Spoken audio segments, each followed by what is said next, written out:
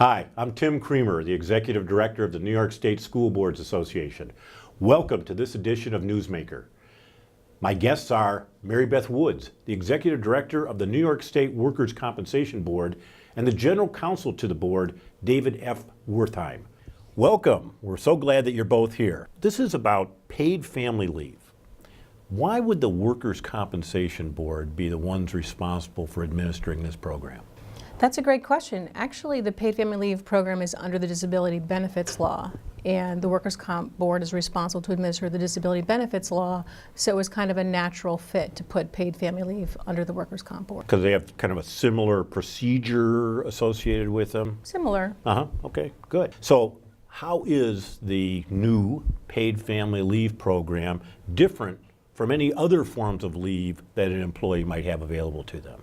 So the paid family leave program offers paid time off to care for a newborn child, for adoption or foster care, and it's to cover times where you need time off for family matters, or let's say if somebody is deployed for the military. And the benefit of it is there's a lot of people who may have some kind of leave accrual, but it may not apply to these circumstances. So paid family leave gives them the ability to leave for those situations where they have an immediate need and not charge their accruals necessarily. That's an employer decision, but it gives them a lot more flexibility than a traditional vacation or sick time, and it also is to cover someone else, and sometimes sick time is just to cover the individual themselves. So it gives them a lot more flexibility to deal with the family matters when they arrive. And when you say it's not only just available for the employee, but there may be somebody else in my family. Is that what you're referring to? That's correct. So the law allows you to take time off. Like I said, if there's a situation where you have a new child, or for family purposes, let's say it's a parent or a child who has a serious health condition, they can take time off to deal with that health condition for that individual. So there are costs associated with this program, I'm assuming. Correct. And who would be responsible for those costs?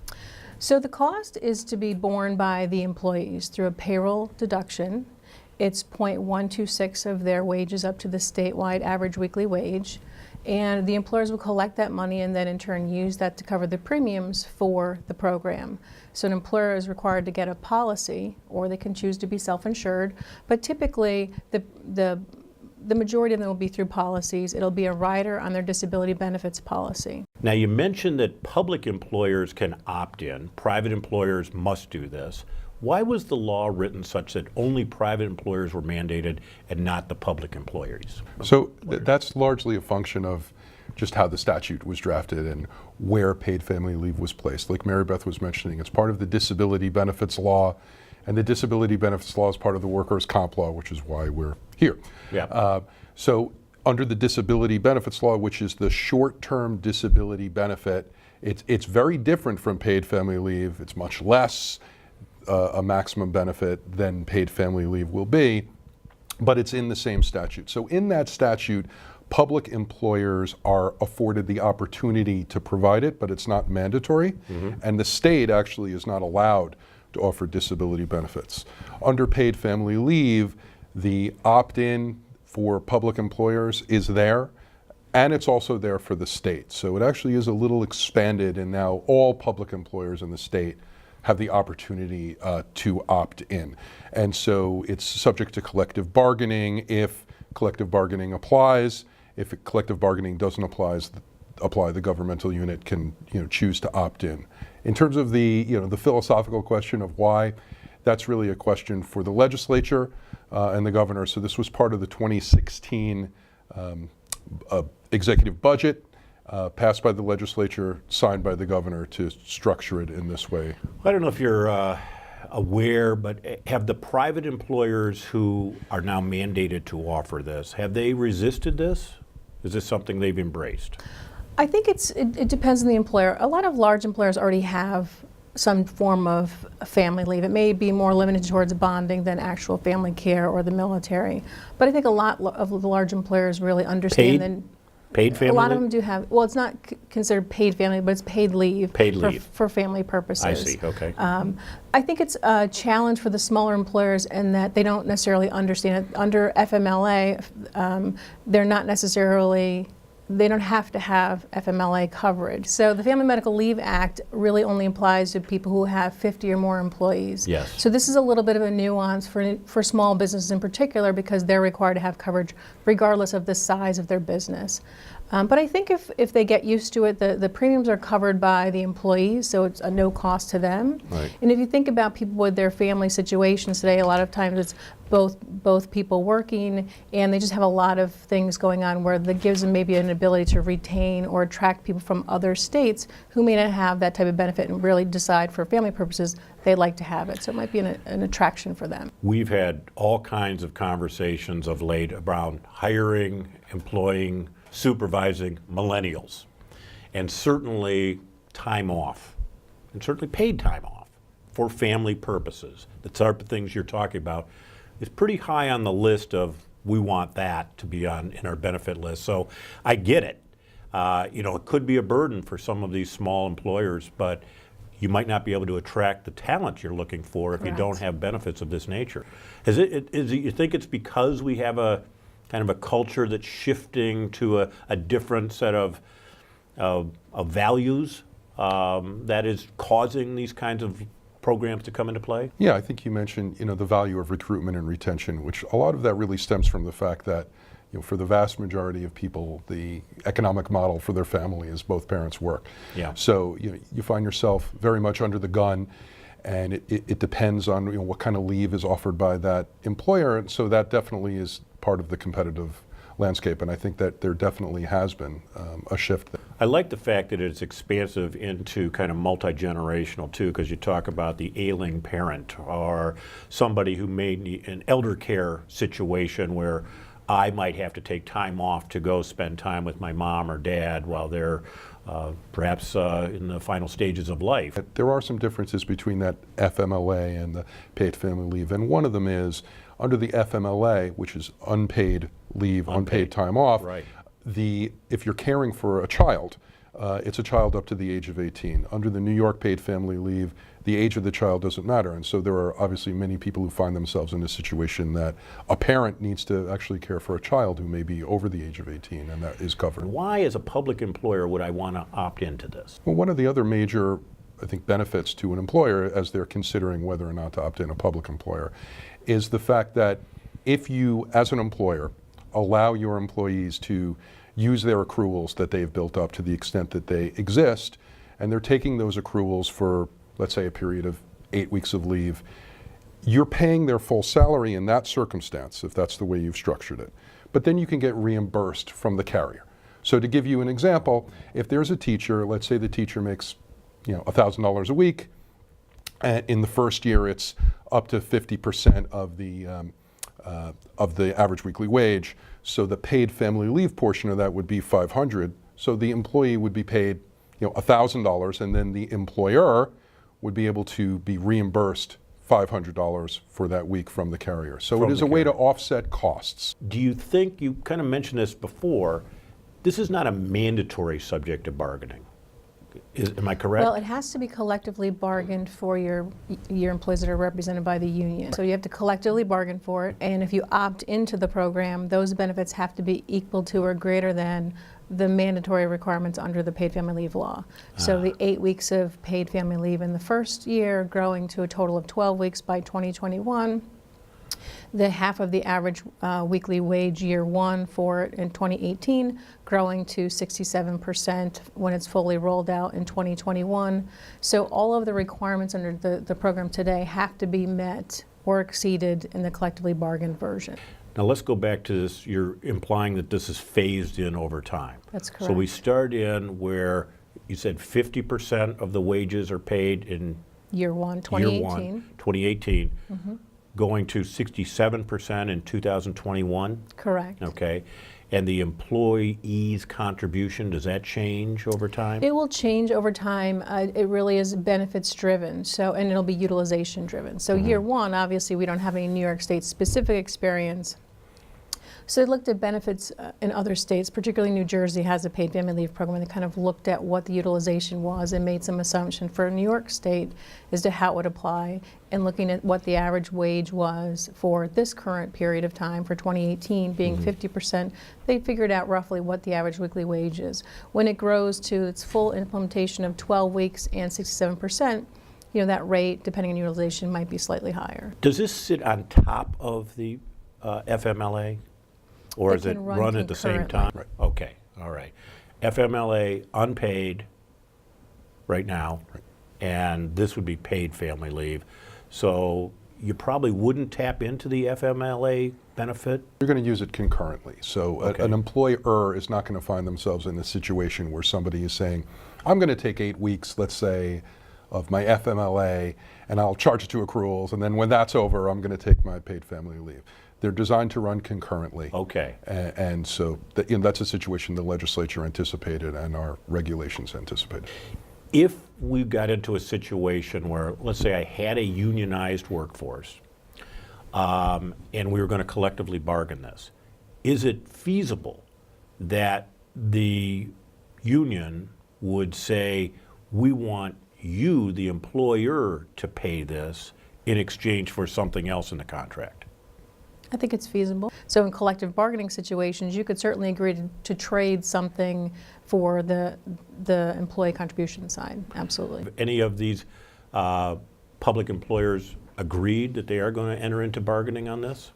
I don't believe we've been notified of any of them opting in just yet. Not yet, okay. I think it's This is still new because the rates just came out recently. Okay. And I think they're still trying to get their arms around what's required of the program and whether or not they want to offer it. And just to clarify, even for the private employers for which this is mandated, not until January 1, 2018.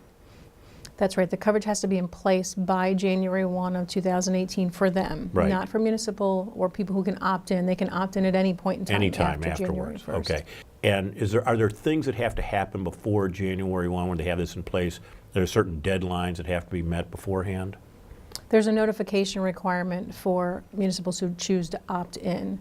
There's no similar notification for private employers. They just have to have coverage in place. Coverage in place. But there is a way in which public employers, such as school districts, Correct. if they wanted to do this, they're likely going to collectively bargain because their employees are union, and they're going to have a timeline under which they're going to have to operate. They have to notify their employees as well as the state that they're going to be opting in and that contributions are going to start as of a certain date. Okay. If the employees are paying the contributions, if they haven't decided to cover them as part of the CBA, like you were mentioning. The rate is pretty well set. They can't go less than, they couldn't bargain, we'll pay a portion and you'll pay a portion. Could they do that? I You know, believe- theoretically, they could do that. I think it's more likely that they would cover the whole thing, but It's one or the other. it's not our place to really dictate those specific I terms, gotcha. so there is flexibility. So let's say that as a public employer, we agreed we're going to do this. I'm a school district, and we enter into a collective bargaining contract. We have it in place, but at some point in time, I want to opt out. The employer wants to end this benefit for whatever reasons.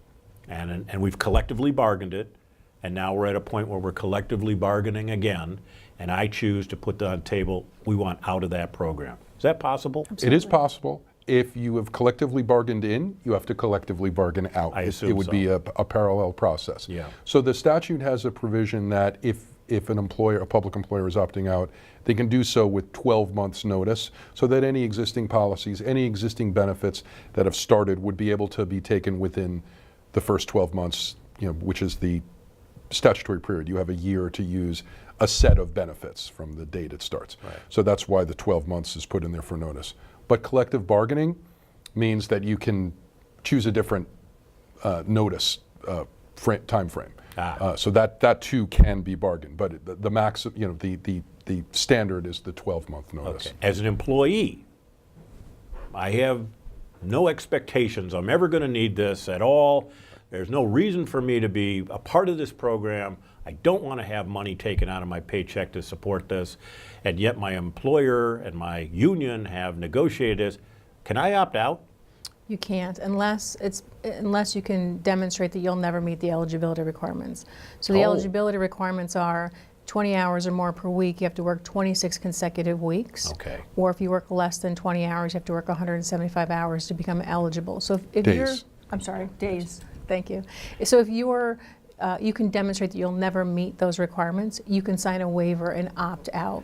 But if you pass the 26 consecutive weeks or the 175 days, then you automatically become eligible and you would have to go back and do the retroactive collections for that employee. So you can only opt out if you're reasonably certain. You know where this will get interesting for school districts is substitutes. Correct. Right. That's And correct. now that you mentioned that, I'm trying to think, okay, because some of them will work 26 consecutive weeks. They'll have work every week, and they might hit all the deadline or the time requirements.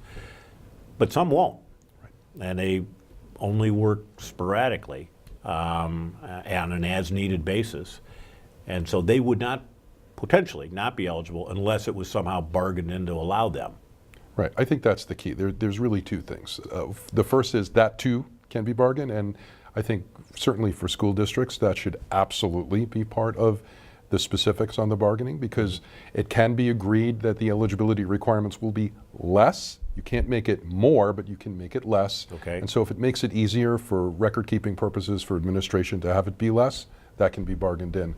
But the other thing is we get to ask this question by both private and public employers, which is how the 175 days works. So if somebody, let's say, works 50 days in any given year and they come back the following year, they work another 50 days, they come, et cetera. Do I actually have to keep those records even though they may have opted out? And it may not be till year 4 of our arrangement that they hit 175. Do we have to keep those records? Do we have to keep track of when they're going to hit 175? And the answer is yes. The employer. The employer has does, to keep yes. records, and at some point the employee might say, I have hit the magic number, and now I want to be considered eligible for paid family leave. Correct. And now I might even want to use it. Correct. Okay. I do want to mention one thing too, when you're measuring eligibility. This is particularly a school board issue, and that is there's a specific statutory provision with respect to full-time students. So a full-time student, enrolled in an elementary or secondary school is not considered to be an employee for any work that they do during the school year or during regular breaks. I think this is going to be something that will be probably attractive to a lot of employees. Let me ask you one other question about this. If I have bargained with one collective bargaining unit and we've agreed on something, does that automatically extend to other bargaining units, or is it just like every other contract, they're all done separately? Right, they're all done separately. And I could possibly have a different arrangement with one bargaining unit than I have with another bargaining unit. Correct. Just want to note that the collective bargaining rules don't only apply to public employers. It's just that if you're a public employer and there is bargaining, it must be collectively bargained. As we said, private employers have to carry the insurance, but they can also be subject to whatever collective bargaining arrangements exist for private employers as well. I'm glad we're doing this, because this is probably one where school districts, school boards should anticipate that this will likely be put on the table in upcoming negotiations. I would assume so. We'll wait and see, and to what extent it is a high priority Right. for employees. But I think the fact that as we started at the onset, talking about there are people who leave time, particularly paid family leave time, is really a high priority. They might be willing to take, a less of a raise, or some other benefit won't be as rich, because this is one that they would seek as a priority. I think the other thing that's really important to note about this particular benefit is that, unlike many other benefits, this one guarantees them job protection. So it's not as much of an issue necessarily with the municipalities, because you have things like tenure that apply and kind of give them some job protection. But in Right. the private sector in particular, this will guarantee them the right to come back to their same job or a similar position when they return from paid family leave. So it gives them that comfort that if they take this 3-week period off or whatever to care for a family member or for bonding purposes, that they can come back to their job. That's a very good point. It takes a lot of pressure off, It knowing does. that I have my job, I'm not at risk, Right. it's going to be there when I get back. And that could go as far as 12 weeks eventually. Eventually, that's correct. I just want to mention too, because you just touched on the 12 weeks, starting at 8 weeks, then eventually goes up to 12 weeks. That doesn't mean that if you take a leave that you have to take it all at once. It's during any given 52-week period, you might need, let's say you have a sick parent who's undergoing chemotherapy, so you might need a day here, a day there. Sometimes it'll be a week, sometimes it'll be 1 or 2 days. You can take it intermittently as long as it's in full days. It could be taken intermittently up to the full allotment of weeks. Within a 52-week period. Correct. So eventually it gets to 12 weeks, and I could split that up over a period of time. Do I have to have some sort of written documentation that shows I am using this for unpaid family leave, or excuse me, paid family leave? I think the expectation is in most instances you'll give your employer 30 days notice wherever possible. So if there's a situation where you're planning, obviously, an adoption or a birth of a child, typically it's coming. Obviously certain circumstances you may not know, it may be an emergency, excuse me, and the requirements are that you notify them as soon as practicable. But you'll get advance notice. There's a form they have to fill out. Their employer has to fill out part of it, giving them information about their job and their wages, and then they file with the carrier. So it's like filing it for a regular benefit, any other type of benefit. There's a process involved. We have forms that'll be available on our website. Whoever their employer has for their disability benefits coverage that provides the rider for their paid family, they will also have a process in place for them to claim the benefit. They may require some documentation. It'll usually require some type of medical documentation to substantiate, if it's a family matter, they have to get the individual who has the condition, their physician has to fill out paperwork. And then if it's a family leave, or a birth of a child, obviously the pediatrician and or the obstetrician would fill out the paperwork. So similar to disability, there's going to be checks and balances, I'll say, Correct. that will be in place so that we shouldn't worry about the person who's going to try to take undue advantage of the system. There will be places where they're not going to be able to do that based on having the proper documentation. Yeah, and the carrier has the right to deny the claim if they feel there are issues with the claim, and there's a process, an arbitration process for that claim if the individual chooses to appeal that denial. But you might get a situation, and I think this is going to be rare, but you might have a situation where a denial takes place. Now the employee has been gone. Potentially. Now, I don't know how we get that back. They usually have to give a fairly quick denial. I think is it 18 days? They have 18 days to start paying or deny. Okay. And then it gets resolved if it does go all the way to dispute resolution process. It's designed to be done as fast as humanly possible because these are employee benefits and we don't want people to have to wait. Well, you want them to get the benefits, but you want the employer to have the employee's availability if that's where this employee belongs. That's right. Well, this is going to be a very interesting opportunity for public employers to consider. I know that we'll get a lot of questions from school districts. I know I'm going to send them to you. Fair enough. Because this is something that is complicated, and yet it is something that we really need to consider fully. There may be a reason for us to be in place, and that public employers, such as school districts, should really think this one through. It might be a benefit opportunity, in fact. I know from one who used to negotiate contracts way back, you'd look at something like this that the employee was going to pay for. Right. I mean, that's where I would start, and make that available to you in exchange for something else. It could be a great opportunity for the school districts. We'll have to wait and see if they want to take us up on it. I think the only other point, and it may be a little bit far into the details, but it's important to think through the construct of it when you're collectively bargaining, because it's going to depend as well if people are paid over the school year or over the full 12 months, and how that benefit gets paid out. So it's a nuance, and we're not recommending one way or the other, but it's something to think through when you collectively bargain, because it's going to make a difference in the end. Yeah, a lot of these contracts are less than 12 months. Correct. So that'll have implications. So the benefit would still be available over a 12-month period? Yes. Even though the contract might be for 10 months? That's right. Okay, so it could bleed into another school year? Yes. Okay. And I'm sure many times it will. It probably will? Yeah. Okay, all right, very good.